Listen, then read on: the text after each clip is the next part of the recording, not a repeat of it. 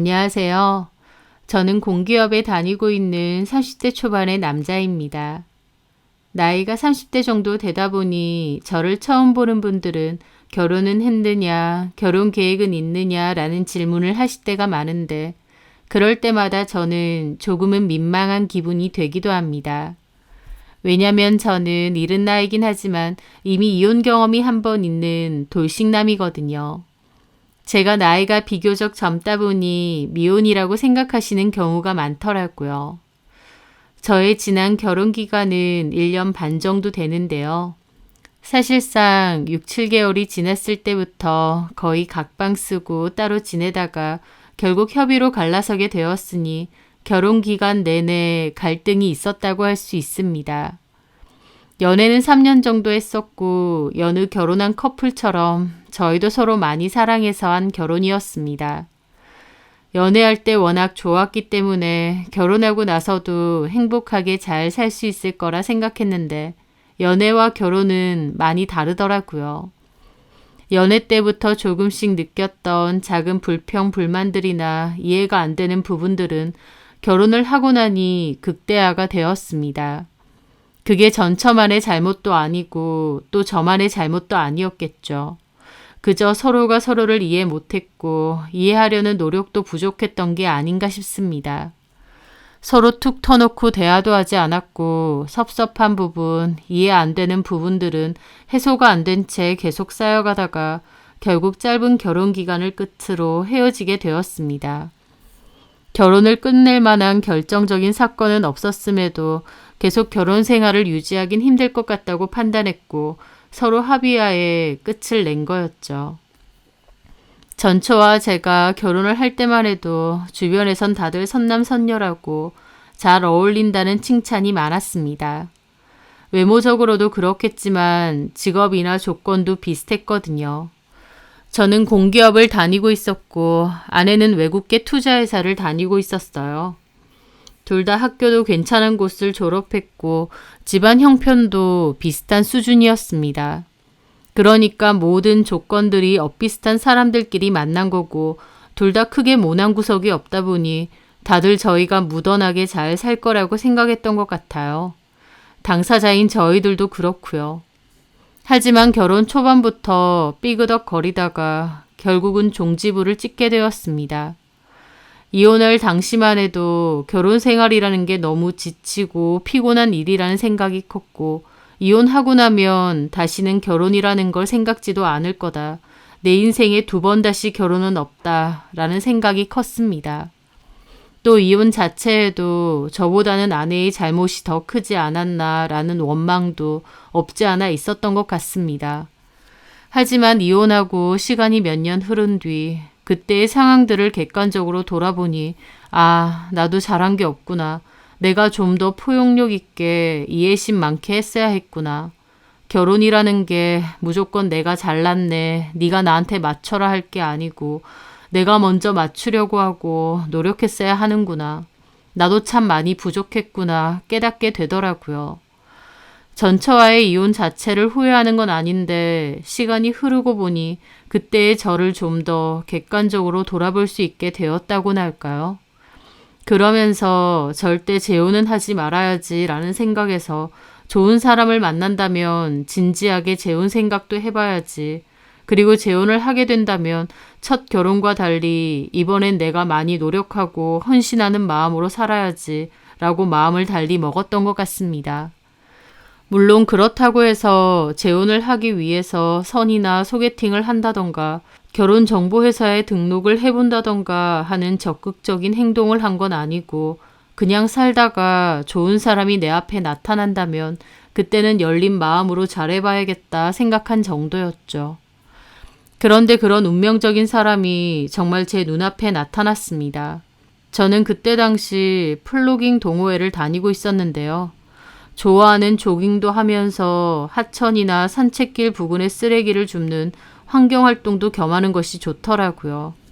또 회사 생활을 하다 보니 맨날 만나는 사람만 보게 되는데 동호회에 가입하면 새로운 사람들과도 만나볼 기회가 생기니 좋을 것 같았고요. 거기서 친해진 분들이 많은데 플로깅 활동 후에는 술자리도 하고 식사도 같이 하면서 친하게 잘 지냈습니다. 그러다가 새로운 회원분이 들어오셨어요. 황선영이라는 이름의 여자분이었죠. 처음 인사를 하는데 그런 느낌은 처음이었습니다. 첫눈에 심쿵했다고나 할까요?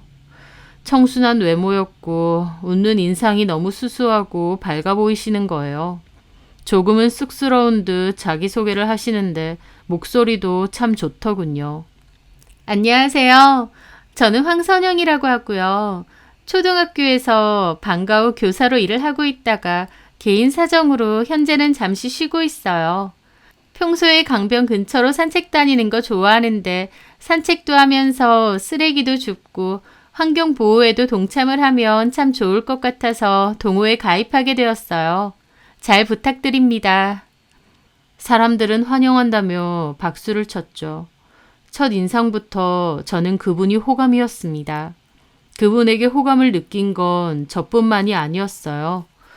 동호회에는 저랑 나이가 비슷하거나 혹은 많으신 남자 회원님들도 있었는데 다들 선영 씨에게 관심이 있는지 플로깅 활동할 때도 일부러 옆에 가서 말도 잘 걸고 그러시더군요. 저는 그렇게 적극적인 성격도 아니다 보니 그냥 언젠가 기회가 되면 얘기도 하고 친해지면 좋겠다 싶었죠. 그런데 오히려 선영 씨가 저한테 다가와서 말도 잘 걸고 쓰레기 얼마나 주우셨느냐, 동아리 활동은 오래 하셨냐, 나이는 몇 살이시냐 등등 자연스럽게 이런저런 얘기를 잘하더라고요. 그렇다 보니 저도 자연스럽게 얘기를 많이 주고받게 되었습니다.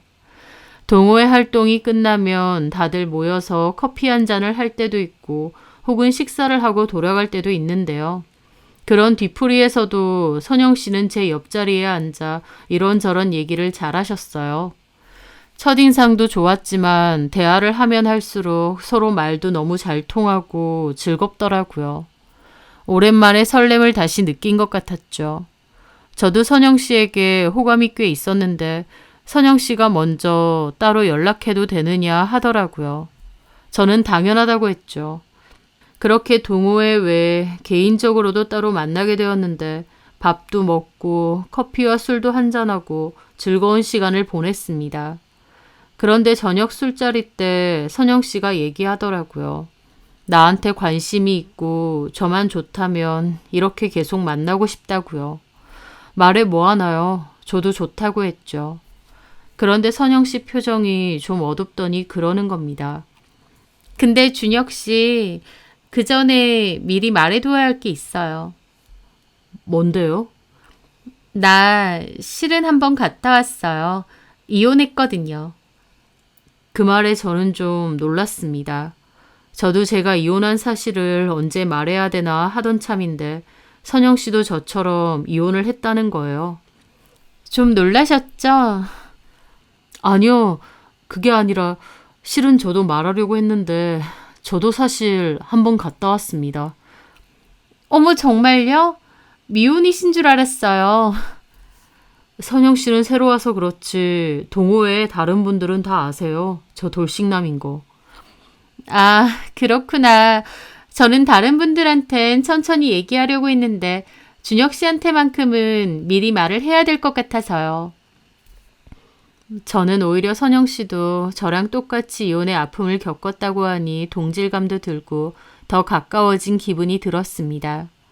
그런데 선영 씨는 저와는 좀 다른 부분이 있었어요. 저는 결혼 기간도 1년 반으로 짧고 자식도 없는데요. 선영 씨는 결혼 기간이 5년 정도 되고 딸도 하나 있다는 겁니다. 그런데 딸은 전 남편이 키운다고 하더라고요. 전 시댁이 좀 부유하다고 했고 양육권을 안 뺏기려고 소송에 엄청 힘을 쏟았다고 했어요. 선영 씨는 자기가 키우고 싶었지만 자기 친정은 전 시댁에 비해 좀 평범한 형편인데다 또 전 시댁에서 양육권을 절대 포기할 것처럼 안 보였대요. 게다가 선영 씨 본인 생각에도 아이를 위해서 전 남편이 키우는 게 훨씬 나을 것 같았답니다. 전 남편네 집이 경제적으로 여유롭다 보니 그곳에서 아이가 하고 싶은 거 다 하고 풍족하게 살 수 있지 않을까 하면서요. 그래서 눈물을 머금고 아이를 포기했다는데 이혼 후에 우울증도 오고 정신적으로 너무 힘들었다고 했습니다. 그래서 원래 방과 후 교사로 일을 하다가 몸도 마음도 너무 안 좋아져서 일을 쉬고 있다고 하더라고요. 이혼 후 마음이 힘들어서 내내 집에만 지내다가 조금씩 산책도 하고 운동도 하면서 활기를 찾았고 그 김에 다시 좀 씩씩하게 살아보고자 플로깅 동호회에도 가입하게 된 거라고 했죠. 선영 씨의 지난 얘기들을 듣는데 겉으로는 참 밝고 환해 보이지만 속으로는 참 힘들었겠구나, 안쓰럽기도 했고 또 아이를 많이 그리워하고 미안해하는 게 느껴져 안타깝기도 했습니다. 제가 결혼 경험이 아예 없는 미혼남이었다면 선영 씨 같은 여자가 부담스러웠을지 모릅니다. 젊은 나이에 이혼을 했고 키우지는 않아도 어쨌든 전 남편 사이에 아이까지 있으니까요. 하지만 저도 이혼을 한번 경험을 했기에 선영 씨가 더욱 이해가 되고 이혼 과정에서의 마음고생을 알기에 안쓰럽기도 했습니다. 선영 씨는 제가 좋기 때문에 이런 얘기는 미리 하는 게 맞는 것 같다.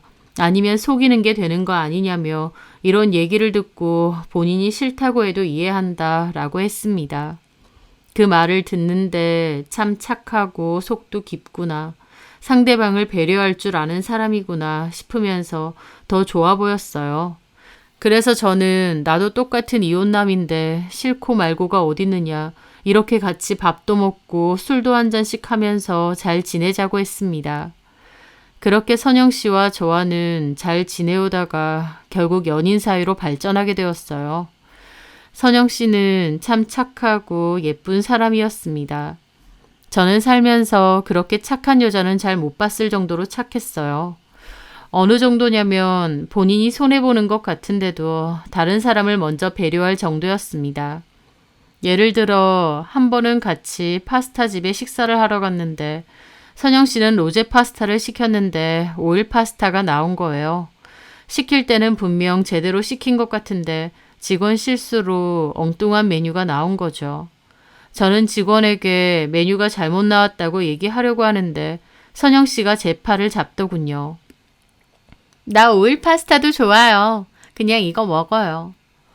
왜요, 선영 씨? 우리는 제대로 시켰는데 주문 받는 분이 제대로 못 받은 거잖아요. 얘기해서 제대로 음식을 받아야죠. 그러자 선영 씨가 그러더군요. 아까 보니까 주문 받는 분이 일이 좀 서툴더라고요. 일한 지 얼마 안 됐나 봐요.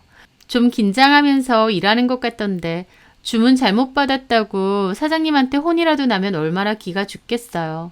저 오일 파스타도 좋아하니까 그냥 오늘은 이거 먹어요. 라고 하는 겁니다. 그 말에 저는 좀 놀라기도 하고 이 사람은 천사인가 싶더라고요. 명백히 직원의 실수였고 얼마든지 얘기할 수 있는데 일이 서툴러 보이는 직원이 안쓰럽다고 그냥 먹자고 하는 거예요. 이런 일이 처음이 아닙니다. 그 후에 같이 감자탕을 먹으러 갔는데요. 식사 후 볶음밥을 볶아달라고 했거든요. 그런데 직원이 감자탕이 담겨있던 그릇을 옮기다가 실수로 국물을 흘렸고 그 국물이 선영 씨 코트에 묻게 되었죠. 그 직원이 죄송하다고 그릇이 무거워서 실수를 했다고 사과했습니다. 실수긴 하지만 어쨌든 선영 씨의 코트가 국물로 더러워진 일이고 충분히 기분 나쁠 수 있었어요. 그런데 선영 씨는 괜찮다고 실수할 수도 있다고 웃으며 말하면서 세탁비도 굳이 안 받아도 된다고 하더라고요. 그러면서 저에게 알바생이 너무 마르고 힘이 없어 보여서 무거운 냄비를 들다가 실수한 것 같은데 사과했으면 됐다고 하는 겁니다. 남자 대 여자가 아니라 그냥 사람 대 사람으로서 참 사람 인품이 훌륭하고 이해심이 많구나, 관대한 사람이구나 싶어서 좋아 보였어요. 하지만 남자친구로서는 선영 씨가 너무 착해서 걱정인 부분도 있었습니다. 본인이 손해나 피해를 당하면서까지 남을 배려하는 부분이 너무 크다고 생각했거든요. 선영 씨와 제가 1년을 만났을 때 1년 기념으로 같이 다른 지역으로 여행을 갔는데요. 저는 샴페인과 케이크, 꽃다발을 준비해서 트렁크에 넣어두었죠. 그날 펜션에서 오붓하고 행복한 시간을 보냈고 케이크도 준비했는데 선영 씨는 꽤나 감동한 것 같았죠. 준혁 씨, 이걸 나도 모르게 다 준비한 거야? 와인이랑 꽃다발은 미리 준비해서 트렁크에 넣어두었고 케이크는 트렁크에 오래 놔두면 상할 것 같아서 따로 준비했어. 여기 펜션 주인분이 나랑 친한 선배라고 했잖아. 그래서 선배한테 부탁했더니 이 지역에서 제일 유명한 베이커리 가서 사왔다네. 거기는 망고 케이크 유명하대. 다른 지역에서도 일부러 이거 사러도 온다네. 자기야, 한번 먹어봐. 감동이다, 준혁 씨. 나한테 어쩜 이렇게 잘해? 에이, 이게 뭐라고. 별것도 아닌데. 별것도 아니긴. 여기서 이런 얘기하긴 그렇지만 나 전 남편한테 이런 거 한 번도 받아본 적 없어. 나 너무 행복해. 하면서 눈물까지 글썽였습니다. 저는 앞으로 내가 계속 챙겨주겠다며 선영 씨의 눈물을 닦아주었죠. 그렇게 케이크도 같이 먹고 와인도 한 잔을 곁들였습니다. 그런데 나중에 보니 선영 씨 얼굴이 발진처럼 올라오고 붓기 시작하는 겁니다. 너무 가려워하고요. 증세가 빠르게 심해지는 것 같아서 놀란 마음으로 인근 응급실로 가게 되었죠. 그런데 병원에 가보니 망고 알러지라는 겁니다. 더 늦게 왔으면 기도 쪽이 부어서 호흡곤란이 올 수도 있었다고, 망고 알러지가 있는지 평소에 모르셨냐고 물었는데 황당하게도 선영 씨 대답은 사실은 알고 있었는데 심하지는 않았다고, 근데 오늘은 유난히 심하다고 하더라고요. 저는 너무 황당했죠. 망고 알러지가 있는 걸 아는 사람이 망고를 먹었으니까요. 응급처치 후 저는 답답한 마음으로 선영 씨에게 따졌습니다. 알러지가 있는데 왜 망고를 먹었느냐, 나한테는 알러지라고 왜 말을 안 했느냐고요. 그랬더니 선영 씨 하는 말이, 내가 말했잖아. 나 이런 이벤트 같은 거 처음 받아봐. 너무 행복하고 좋고 준혁 씨가 나 위해서 이렇게 준비해줬는데 분위기 깨기 싫더라고. 그게 무슨 답답한 소리야. 분위기고 뭐고 알러지가 있으면 얘기를 해야지. 큰일 나면 어떡하려고 그래? 저는 너무 황당해서 벌컥 화를 냈었죠. 하지만 선영 씨는 되려 저한테 미안해하는 겁니다. 미안해, 준혁 씨. 그리고 망고 알레르기가 있는 건 알았지만 원래는 그렇게 심하진 않았거든. 그래서 조금만 먹으면 괜찮을 줄 알았어. 근데 오늘은 좀 심했네. 준혁 씨도 나 위해서 준비해줬고 또 펜션 사장님도 먼 거리 가서 일부러 사온 케이크라는데 초치기 싫었어. 선영 씨, 다시는 그러지 마. 알레르기라는 게 얼마나 위험한 건데 그래. 착한 것도 정도가 있지. 미안해.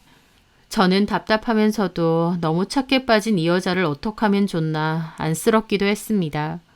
그러면서 마음이 더 가기도 했어요. 사실 첫 번째 이혼에서는 전혀 반대되는 상황 때문에 이혼을 했거든요. 전처는 좀 자기 중심적이고 이기적인 사람이었어요. 계산도 빠르고 본인 손해볼 짓은 절대 하지 않는 사람이었죠. 제가 설령 남편이고 가족이라고 해도 저하고의 관계에서조차도 본인이 손해보는 걸 극도로 싫어했습니다. 연애 때는 그런 부분이 똑부러지고 야무지게 보여서 좋았는데 결혼하고 보니 섭섭할 때가 많고 부부인데도 남처럼 대할 때가 많다 보니 저도 점차 쌓였던 거거든요. 그런데 선영 씨는 전처랑은 정반대의 성격이었습니다. 너무 착하고 다른 사람을 심하게 배려해서 본인까지 손해를 보는 그런 사람이었던 거죠. 누군가는 그런 성격을 답답하다, 바보 같다 할지도 모르지만 저는 오히려 그런 선영 씨가 더 끌리고 좋았습니다. 그리고 선영 씨가 크고 작은 피해를 마냥 당하지 않게끔 내가 옆에서 지켜주면서 잘 살아야겠다는 다짐도 하게 되었죠. 그만큼 저는 선영 씨에게 푹 빠졌던 것 같아요. 저는 선영 씨에게 결혼을 하자고 했고 선영 씨도 좋다고 했습니다. 하지만 저희 부모님이 자기를 받아줄지 모르겠다고 걱정하더라고요. 똑같은 이혼 남녀라고 해도 선영 씨는 아이가 있고 저는 없으니까요. 게다가 선영 씨는 당장은 일을 쉬고 있는 상태라서 무직이기도 했고요. 하지만 저는 그런 건 중요한 게 아니라고 걱정 말라고 했습니다. 내가 부모님께 잘 말씀드리겠다고요. 그리고 곧바로 저희 부모님께 선영 씨에 대해서 말씀드렸어요. 착하고 좋은 여자다. 놓치고 싶지 않다. 이번 결혼만큼은 잘해서 평생의 동반자를 얻고 싶다고 말이죠. 하지만 부모님도 선영 씨가 자식이 있다고 하니 결혼을 반대하셨어요. 둘 다 이혼을 했다더라도 자식이 있는 것과 없는 것은 천지 차이라고 하시면서요.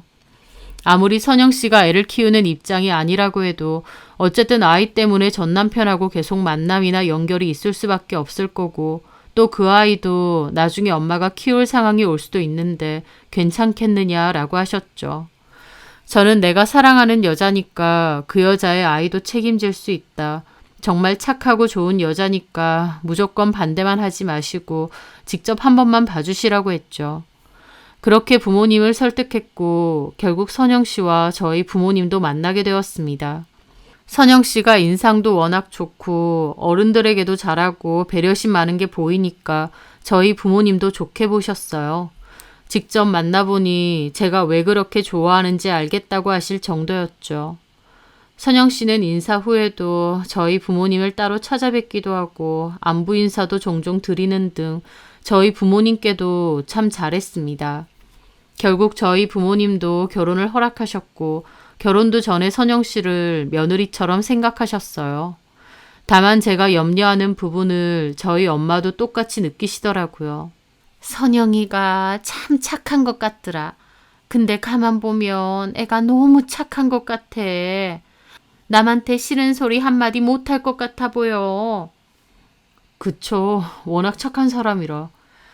착한 게 나쁜 건 아니지만 그래도 요즘 세상엔 할 말도 하고 사는 게 맞는데 너무 물러 보여서.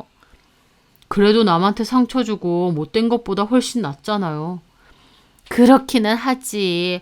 그런데 너무 순하고 착하기만 하면 이용해 먹는 사람도 많고 만만하게 보는 사람도 많으니까 걱정이 돼서 그러지. 나도 그런 부분에 걱정이 없는 건 아닌데 그만큼 내가 잘 지켜주고 하려고요. 그래, 너는 똑 부러지고 야무진 성격이니까 착한 선영이랑 잘 맞을 수도 있겠다. 저희 부모님의 허락 이후 선영 씨네 부모님도 만나 뵙게 되었어요. 선영 씨네 부모님도 저를 흔쾌히 환영해 주셨고 그렇게 저희는 순조롭게 재혼 준비를 하게 되었습니다. 첫 번째 결혼을 실패하고 두 번째 결혼을 준비하는 거다 보니 이번만큼은 잘하고 싶은 마음이 컸어요. 그러던 어느 날이었습니다. 그날은 주말이었는데 이모가 저희 집에 놀러 오셨어요. 이모는 저희 집에서 좀 떨어진 동네에 사시고 한 번씩 놀러 오시는 편이에요. 저 어렸을 때 바쁘신 부모님을 대신해서 이모가 저도 많이 돌봐주시기도 했는데요. 그래서인지 저한테는 엄마처럼 친근하고 가까운 분이기도 합니다. 이모는 이모부랑 그 동네에서 베이커리 카페를 오랫동안 운영하셨어요. 베이커리와 커피가 다 맛있어서 동네에서도 꾸준하게 인기가 있는 카페였죠. 이모 오셨어요? 준혁아, 오랜만이지? 내가 요즘 바빠서 통 너네 엄마 보러 못 왔다. 너도 많이 바쁘지? 결혼 준비하느라. 그렇죠. 너네 엄마가 그러는데 결혼하라는 여자친구가 그렇게 참하고 예쁘다며? 너 능력도 좋다. 어디서 그렇게 참하고 예쁜 여자를 다 데리고 왔대? 이모의 농담에 저도 쑥스러워서 와하하 웃었습니다. 준혁아, 너 근데 서운하다. 나한테는 왜 네 여자친구 소개 안 해줘? 해드리려고 했는데 이모가 요즘 바쁘시다 그래서. 핑계는 아무리 바빠도 준혁이 너랑 결혼할 여잔데 이모가 봐야지. 안 그래도 조만간 연락드리고 약속 한번 잡으려고 했어요. 이모가 또 봐주셔야죠. 이모가 사람 잘 보는 거 알지? 말이 나와서 말인데 솔직히 네 전처 이모는 별로 마음에 안 들어 했잖아. 기억나지? 그 말에 엄마가 이모를 찰싹 때리더라고요. 그때 얘기를 뭐하러 해? 아니 내 말은 내가 그만큼 사람을 잘 본다 이거지. 나처럼 장사를 오래 한 사람은 반관상쟁이거든. 아이고 주책은. 그래서 여자친구 언제 보여줄래? 제가 한번 여자친구랑 이모네 카페 같이 갈게요. 알았어. 오면 내가 잘 챙겨줄 테니까 데리고 와봐. 근데 그 전에 혹시 사진 같은 거 없니? 너무 궁금하다. 만났을 때 직접 보면 되지. 아, 궁금하잖아. 어떻게 생겼나? 보여드릴게요. 사진 많아요. 잠시만요, 이모. 저는 폰에서 여자친구 사진 중 가장 잘 나온 사진을 열었습니다. 그리고 이모에게 보여드렸죠. 이모, 여기요. 제 여자친구예요. 어디 보자. 예쁜 준혁이 여자친구. 그런데 이모가 사진을 보는 그 순간 웃으시던 표정이 확 굳어지는 겁니다. 무슨 충격이라도 받은 것처럼요. 그러더니 폰을 코앞까지 갖고 와서 자세히 들여다보는 겁니다. 이모의 행동에 저와 엄마도 어리둥절했죠. 이모는 당혹스러운 말투로 물으시더라고요. 이 여자가 네 여자친구라고? 예, 왜요? 혹시 이모 아는 사람이에요? 혹시 이거 말고 다른 사진도 있니? 내가 착각을 했나?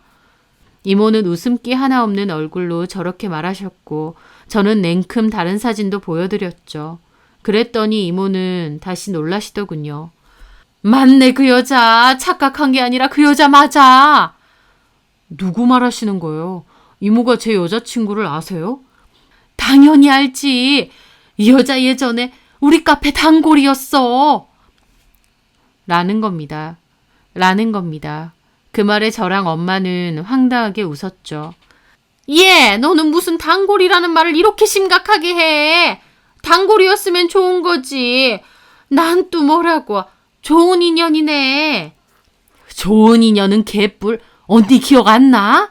그 일이 1년 전인가 2년 전인가. 내가 어떤 미친년 때문에 경찰서까지 갔다고 했잖아. 그 말에 곰곰이 생각하던 저희 엄마도 깜짝 놀라시더라고요. 맞아. 너 그때 나한테 얘기해줬지. 막 욕하면서. 근데 얘가 걔야. 내가 진짜 기막혀서 내가 이 면상을 살면서 또 보게 될 줄은 몰랐다. 그것도 준혁이 여자친구. 나 참 세상이 이렇게 좁다니. 엄마도 이모도 기막혀 하시는 겁니다. 저는 이모의 행동에 벙쪘죠. 도대체 이모랑 선영 씨가 무슨 관계길래 저러나 싶었거든요. 이모, 왜 그러세요? 선영 씨가 이모네 카페 단골인데 무슨 문제라도 있었어요? 선영? 그래. 네가 이름 말하니까 이름도 이제 기억난다. 나 참, 너 혹시 너네 엄마한테 내 얘기 못 들었니? 내가 준혁이한테 자세하게는 얘기 안 했던 것 같아. 얘도 그때 한창 바빠서. 그러면서 이모는 과거에 선영 씨와 어떤 일이 있었는지 얘기해 주는 겁니다. 이모가 말한 때는 2년 전쯤 선영 씨는 예전부터 카페에 한 번씩 오는 단골이었다고 했습니다. 단골이라고 특별히 저희 이모랑 친하거나 대화를 나누거나 그런 건 아니었지만 사장인 저희 이모가 자주 보는 손님이다 보니 얼굴 정도는 기억을 하고 있었대요. 선영 씨는 카페에 어린 딸이랑 같이 올 때도 있고 혼자 올 때도 있었는데 오면 빵이나 커피도 잘 사 먹고 아이한테 딸기 주스 같은 것도 잘 사주었다고 했습니다. 그런데 언젠가부터 한동안은 잘 안 보였대요. 그래서 이사를 갔나? 요즘은 통 안 오네 생각을 했는데 어느 날 갑자기 카페에 왔더랍니다. 이모는 오랜만에 온 손님이니 속으로 반가웠다고 했죠. 선영 씨는 커피랑 시폰 케이크하고 이것저것 주문을 하고 아이랑 집에 가서 먹을 거니 포장을 해달라고 했답니다. 이모는 성심성의껏 포장하고 서비스로 쿠키도 좀 담아주었대요. 오랜만에 온 손님이니까요. 그렇게 선영 씨가 포장을 들고 갔는데 나중에 카페로 찾아왔대요. 화가 잔뜩 나서요. 무슨 일이냐 했더니 무슨 장사를 이따위로 하느냐며 길길이 날뛰었대요. 그러면서 한다는 말이 아이가 마시는 딸기 주스에서 믹서기 칼날 조각이 나왔다고 누굴 죽일 셈이냐고 고함을 질렀다고 했습니다. 그러면서 그 여자가 손에 들린 칼날 조각을 보여주는데 스텐 칼날 조각이었고 부서져 있었대요. 저희 이모는 너무 시겁해서 일단은 정말 죄송하다고 하고 카페 믹서기들을 다 살펴봤대요. 혹시 이모도 모르게 부서진 게 있나 싶었다는 거죠. 그런데 믹서기들은 다 멀쩡했고 당연히 이가 나가거나 부서진 부분이 없었다는 겁니다. 이모는 뭔가 이상해서 딸기 주스에서 나온 게 맞느냐 물었대요. 이모네 믹서기는 멀쩡하니까요. 그런데 선영 씨가 내 딸이 먹을 뻔했다고, 내가 미처 발견하지 못했으면 큰일 날 뻔했는데 내가 지금 거짓말 하는 것 같느냐며 고함을 지르고 길길이 날뛰었다는 겁니다. 다른 손님들도 카페에 앉아 있는데도 흥분하며 그 난리를 치니 이모도 너무 당혹스럽고 진땀을 엄청 흘렸대요. 이모는 선영 씨에게 직접 믹서기까지 보여주면서 우리 믹서기는 멀쩡하다고, 그럴 리가 없다고 보여줬는데 오히려 선영 씨는 믹서기를 자기도 모르는 새에 다른 걸로 바꿨는지 어떻게 아느냐며, 그리고 믹서기 칼날이 아니라면 실수로 다른 걸 넣고 갈아버린 게 아니냐, 그게 더 문제 아니냐 그러더래요. 그러면서 이런 칼날이 들어간 주스를 팔아놓고 뭐가 이렇게 당당하냐 따졌답니다. 이모도 환장할 노릇이었죠. 하지만 이모네 믹서기는 멀쩡한데 선영 씨만 주장하는 거니 이모도 말했대요. 우리 믹서기 문제면 미안하지만 믹서기도 멀쩡하고 이런 칼날이 나올 리가 없지 않느냐. 게다가 이런 칼날을 실수로 갈았으면 우리 믹서기도 망가져야 정상인데 멀쩡하지 않느냐. 게다가 손님은 포장을 해서 들고 나가셨고 진위 여부가 확실하지 않다고 했더니 선영 씨가 동네 장사를 이따위로 한다고 가만 안 있겠다 어쩐다 그랬답니다. 평소에는 참 순하고 착하고 나긋나긋하게 봤는데 그때만큼은 눈을 뒤집고 삿대질하고 싸우는데 좀 무서웠대요. 하여튼 이모도 물러서지 않았고 이게 우리 주스에서 나왔다는 증거가 없다고 그랬더니 선영 씨가 어디 두고 보자며 이를 갈고 나갔답니다. 그리고는 그걸 맘카페에 올리면서 이모네 카페를 매도했대요. 자기들의 실수 때문에 애가 다칠 뻔했는데 괜찮느냐 사과 한마디 없이 우리 믹서기는 멀쩡하지 않느냐고 큰소리쳤다 라고 올리면서요. 선영 씨가 호소하듯이 글을 여러 개 올렸고 다른 사람들도 무슨 그런 주스를 파느냐, 도대체 그 카페는 관리를 어떻게 하느냐 시끌시끌했대요. 물론 댓글 중에는 믹서기 문제가 아닌데 그 카페 사장님 잘못이라고 할 수 있느냐, 당신 말을 어떻게 믿느냐, 그 카페 사장님 그런 분 아니다 라는 옹호 댓글도 엄청 달렸다고 했습니다. 하지만 옹호 댓글이 아무리 달려봤자 이모네 카페는 안 좋은 쪽으로 한동안 시끌시끌해졌고 이모도 화가 나서 결국 그 여자를 상대로 신고를 하겠다 했답니다. 그랬더니 그 여자가 자기도 카페를 상대로 고소하겠다며 큰소리쳤대요. 이모는 얼마든지 고소해보라며 나도 억울하다. 그 칼날 조각이 딸기 주스에서 나온 게 맞는지 증명해보자고 했대요. 이모 말로는 선영 씨가 자기를 만만하게 보고 이런 짓을 저지른 것 같다고 했습니다.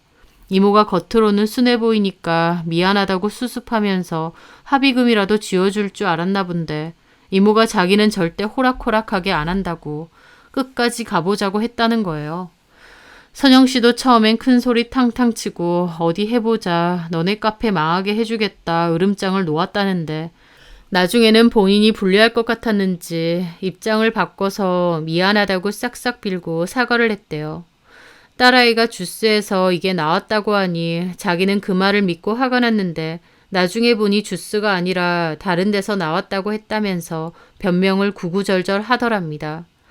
이모는 선영 씨가 너무 괘씸해서 경찰서 조사 제대로 하고 끝까지 가보자고 했는데 선영 씨는 미안하다고 실은 자기가 이혼을 했고 요즘 마음이 너무 안 좋고 제정신이 아니었다. 우울증 약을 먹고 있어서 그랬다며 울고불고 하도 매달렸대요. 그렇게 하니 이모도 마음이 약해지기도 했고 카페 일도 바쁜데 경찰서 오며 가며 일도 피곤해서 결국은 선처해 주었대요. 그런데 나중에 알고 보니 이모네 가게만 당한 게 아니라 다른 이웃 가게들 중 선영 씨에게 당한 사람이 몇 있다는 겁니다. 대량 주문을 해놓고 갑자기 잠수를 타는 일명 노쇼를 한 적도 있고 식당에서 머리카락이 나왔다고 난리를 쳐서 합의금을 받은 적도 있다는 거예요. 이모도 그 여자가 엄청 상습적인 여자였구나 싶어서 충격을 받았다고 했는데 그 뒤로 그 동네에서 아예 자취를 감춰서 잊고 지냈답니다. 이모 말로는 그 여자가 겉으로는 너무 인상 좋고 선해 보이고 누구나 호감을 느낄 만한 그런 외모와 말투인데 도대체 왜 그랬는지 그런 도라이 같은 짓을 저지르며 다녔다는 거예요. 합의금 뜯어내려고 했다기엔 하고 다니는 모습이 형편이 어려워 보이지도 않고 아이도 비싸고 좋은 유치원을 다녔대요. 그런데 무슨 생각인지 동네 자영업자들 대상으로 그러고 다녔다는 겁니다. 이모도 나중엔 소문을 건너 들었는데 선영 씨의 이혼 사유도 그런 이유라는 겁니다. 앞뒤가 다른 행동과 습관적인 거짓말, 이해가 안 되는 행동들을 일삼아서요. 그런데 이 황당한 사건의 주인공이 바로 선영 씨라는 겁니다. 이모의 말을 듣는데도 도저히 믿을 수가 없었습니다. 너무 천사같이 착하고 남한테 싫은 소리 한마디 못하는 제 여자친구가 동네 자영업자들을 대상으로 그런 미친 짓을 저지르고 다니는 도라이라뇨. 게다가 심지어 그런 사유로 이혼을 했다뇨. 저는 사람 잘못 보신 거 아니냐고 했더니 이모는 단호하게 이 여자 맞다고. 그리고 그때 고소 진행 때문에 알게 되었는데 선영이라는 이름도 맞다고 하더라고요. 저희 엄마도 몹시 경악하시고 저도 듣고도 믿을 수가 없었습니다. 이모에게 들으면서도 선영 씨가 아니고 다른 사람인데 이모가 착각한 거 아닌가라고 믿고 싶었죠. 이모는 정그러면 내가 직접 네 여자친구를 보겠다. 네 여자친구도 나를 알아볼 거다 라고 하더군요. 그러면서 절대 그런 여자랑 결혼하지 말아라. 앞에서는 선한 척, 착한 척 하면서 뒤에선 그런 짓을 저지르고 다니는 게 속이 엄청 뒤틀린 여자 같다고. 그리고 저한테 거짓말한 것도 제가 몰라서 그렇지 정말 많을 것 같다고 하셨죠. 저희 엄마도 식겁하면서 결혼 없던 일로 하라고 하셨고요. 하지만 그때까지도 선영 씨를 믿었던 저는 엄마에게 일단 있어 보시라고 선영 씨가 맞는지 아닌지도 확실하지 않고 또 선영 씨 입장도 있으니 다 들어보고 결정하시라고 했습니다. 이모는 자기가 거짓말 하겠느냐며 저한테 서운해 하셨지만 제 입장에선 이모에게 그런 얘기 들었다고 결혼까지 생각했던 여자친구를 단박에 저버릴 순 없었어요. 이모가 들려주는 말이 충격이긴 해도 어쨌든 당사자에게 사실 확인도 해야 되고 어떻게 된 일인지 파악을 해야 했으니까요. 이모가 그날 댁으로 돌아가고 나서도 저는 한참이나 심란하고 복잡했습니다. 그리고 이모가 네가 속은 게 한두 개가 아닐 수도 있다는 얘기를 듣고 더욱 심란하더라고요. 너무 착하고 좋은 사람을 만났다고 생각했고 행복하게 결혼 준비를 했는데 만약 이모 말이 사실이라면 내가 알고 있는 선영 씨의 진짜 모습은 무엇일까 싶었습니다. 저는 고민 끝에 얼마 뒤 선영 씨에게 할 얘기가 있으니 좀 보자고 했습니다. 심란한 기분으로 약속 시간에 맞춰 카페에서 기다리고 있으니 선영 씨가 오더라고요. 무슨 일 있느냐, 표정이 왜 이렇게 어둡느냐 묻는데 그 순진무구한 얼굴을 보면서도 도무지 이모 이야기가 믿기지가 않는 겁니다. 저는 참담한 기분으로 말을 꺼냈죠. 선영 씨, 내가 선영 씨 첫 번째 결혼했을 때에 관해선 일부러 별로 묻지 않았잖아. 제가 갑자기 이전에 결혼에 관해 물으니 선영 씨도 좀 놀라더군요. 그랬지. 그런데 그때 혹시 어느 동네 살았었어? 왜 물어 그런 걸? 그냥 궁금한 게 좀 있어서. 선영 씨는 잠깐 무표정으로 있더니 자기가 살았던 동네 이름을 말해주었습니다. 저희 이모 빵집이 있는 그 동네가 맞았어요. 왜 그러는데? 실은 저번 주에 이모가 우리 집 놀러 오셨거든. 이모님? 그런데? 이모가 선영 씨를 아는 것 같더라고. 나를? 그때부터 선영 씨의 눈동자가 흔들리는 겁니다. 어떻게 아셔? 우리 이모도 그 동네 사셔. 그래. 거기서 베이커리 카페를 운영하는데 선영 씨가 거기 자주 왔다고 하더라고. 베이커리 카페라는 말에 선영 씨 눈이 엄청 커지더라고요. 본인이 저지른 짓이 있으니 제가 무슨 말을 하는지 단박에 아는 것 같았습니다. 그 모습에 이모 말이 사실이었구나 싶더라고요. 선영 씨도 그 베이커리 사장님이 저희 이모라는 사실은 꿈에도 몰랐겠죠. 선영 씨도 알아? 글쎄, 나는 카페 여기저기 많이 가서 어디를 말하는지 잘 모르겠는데. 정말 몰라? 우리 이모랑 분쟁도 좀 있었다던데. 분쟁이라니? 글쎄, 나는 그런 적 없는데. 그런 적이 없어? 난 준혁 씨가 무슨 얘기하는지 모르겠어. 그러면서 발뺌을 하길래 제가 간략하게 얘기해 주었습니다. 선영 씨는 제 말을 듣는데 누나를 자꾸 굴리더라고요. 엄청 초조하게요. 변명을 생각하는 것 같기도 했습니다. 그 모습을 보는데 오히려 슬프더라고요. 아, 진짜 맞구나. 이모 말이 다 맞구나. 그 미친 여자가 정말 선영 씨가 맞구나 하고 말이죠. 저는 이모에게 들은 얘기를 다 해주고 다시 물었죠. 그 당사자가 진짜 선영 씨 맞아? 나 아니야. 아니라고? 아니야. 나 말고 다른 사람하고 착각하신 것 같아. 내가 또 흔하게 생긴 얼굴이잖아. 진짜 자기가 아니라고? 내가 그런 짓을 왜 저질러. 나 아니야. 아, 그래. 들어본 적 있다. 그때 동네에서 그런 일 있었다고 건너 들었던 것도 같아. 근데 나 아니야. 다른 사람이야. 라며 잡아떼지만 더 이상 선영 씨의 말을 믿을 수가 없더라고요. 저는 슬픈 기분으로 말했습니다. 선영 씨, 나한테만 솔직하게 말해줘. 뭘 솔직하게 말해. 내가 아니라니까. 지금이라도 솔직하게 얘기해줘. 왜 그랬는지, 선영 씨에게 무슨 문제가 있는지. 제 말에 선영 씨 눈빛이 좀 변하더라고요. 그게 무슨 말이야? 문제? 혹시 내가 모르는 정신과적인 문제가 있던지. 미쳤어? 내가 정신병자란 말이야? 우리 이모 가게에만 그런 거 아니라며. 다른 데서도 그러고 다녔다며. 나 아니라니까? 이모 오기로 했어. 뭐? 이모도 긴가민가 해서 직접 보면 알 것 같대. 그래서 이모가 지금 오기로 했다고. 그 말에 선영 씨 엄청 당황하고 얼굴이 빨개지더군요. 왜 준혁 씨 마음대로 이래? 왜 사람 몰아세우고? 준혁 씨 이모는 뭔데? 뭔데 나를 이렇게 몰아세요? 내가 뭘 잘못했다고? 선영 씨 아니라며. 그럼 우리 이모가 와도 상관없잖아. 아니, 나는 준혁 씨가 나한테 이러는 게 너무 불쾌하고 기분 나빠. 사람을 뭘로 보고 네가 뭔데 나를 이런 취급해? 하면서 광분을 하는 겁니다. 선영 씨 말대로 당사자가 아니라면 이렇게 흥분할 필요가 있어? 그 말에 선영 씨는 초조해하더니 갑자기 그러더군요. 그래, 그거나 맞아. 근데 당신 이모가 한 말도 다 사실 아니야. 당신 이모도 본인 유리한 대로 말 지어낸 거야. 진짜 우리 딸이 딸기 주스 마시다가 그게 나왔다고.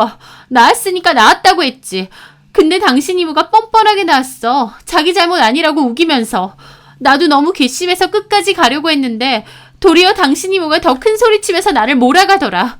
나 그때 이혼하고 남편도 없는 상태고 당신 이모가 나 몰아붙이고 고소하니 어쩌냐니까 무서웠어. 그래서 그냥 내가 잘못했다 그랬던 거야. 내가 잘못했다고 빌고 없던 일로 하려고. 근데 사실은 진짜 내 딸이 그 칼날을 먹을 뻔했어. 당신 이모가 그랬다니까?